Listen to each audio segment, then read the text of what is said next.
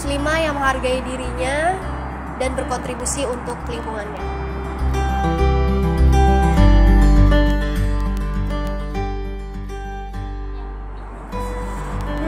Saya nggak setuju kalau hanya sekedar intelektual, karena namanya cerdas itu harus komprehensif.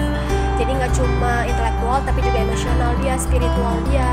Sehingga kalau dia punya 3 elemen itu, dia bisa punya kecerdasan yang lain, yaitu dia lebih tahan banting dalam menghadapi sesuatu. Jadi nggak cukup hanya cerdas intelektual, karena banyak orang yang cerdas intelektual tapi malah jadi merusak dunia ini gitu.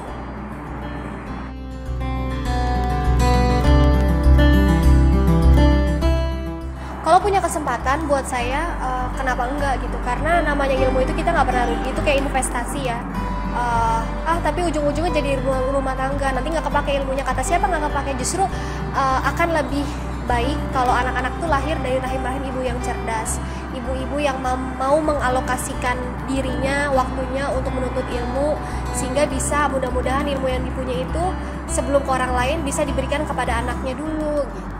Jadi buat saya kalau memang ada kesempatan, tapi bukan berarti ini harus, karena setiap orang tuh nggak bisa dipukul rata untuk dapat kesempatan seperti itu.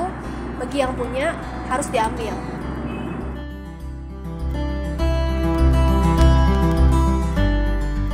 Di dunia ini semuanya pilihan ya.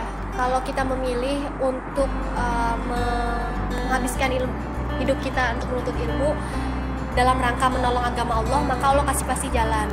Jadi yang namanya batasan-batasan, hambatan-hambatan sebenarnya terkadang itu hanya mindset dari diri kita sendiri. Masalah biaya, sekarang banyak beasiswa. Masalah waktu, banyak orang yang sibuk masih meluangkan waktu. Jadi nggak ada patokan yang jelas mana itu hambatan, karena kita sendirilah sebenarnya menciptakan hambatan itu.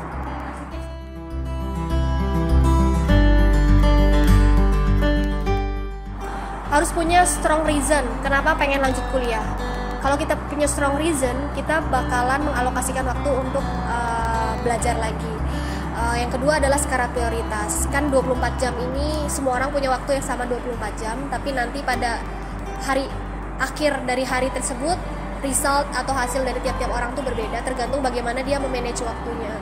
Jadi begitu kita memutuskan untuk lanjut kuliah, memutuskan untuk menuntut ilmu lagi, maka sebenarnya kita juga memutuskan untuk siap dengan segala konsekuensinya. Mungkin waktu istirahat berkurang dan lain-lain berkurang, tapi nikmati aja, karena namanya menuntut ilmu seperti yang tadi saya bilang, itu adalah investment untuk masa depan kita, untuk keluarga kita, untuk anak-anak kita, bahkan untuk lingkungan kita. Jadi buat saya tipsnya adalah planningkan hidup kita sebaik-baiknya, dan isilah hidup itu dengan menuntut ilmu. Nggak harus di bangku kuliah sebenarnya, kita bisa ikut training kalau kita nggak punya kesempatan untuk kuliah lagi.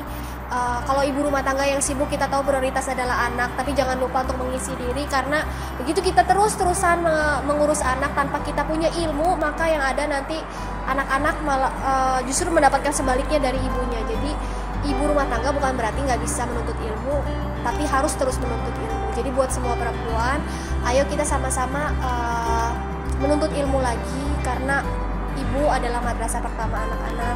Begitu kita menyekolahkan satu orang perempuan, sebenarnya kita sudah membangun peradaban dalam